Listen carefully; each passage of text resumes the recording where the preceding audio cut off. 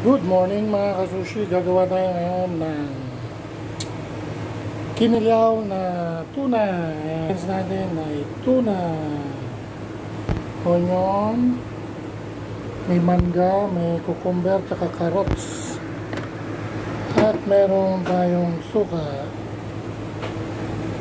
Okay? Tuna, mangga, cucumber, onion. Ayan, mamaya pakita ko sa inyo kung paano ang finished product. Okay, wait lang.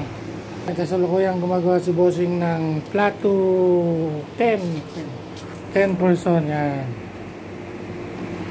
Lagyan na lang ng dekorasyon, tsaka citron, tsaka wasabi.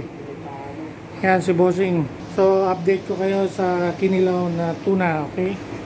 Yan. Yan dyan yung tuna. Lagyan ko muna ng asin. Asin, tsaka suka. Babad muna natin. Yan, suka. Lamas.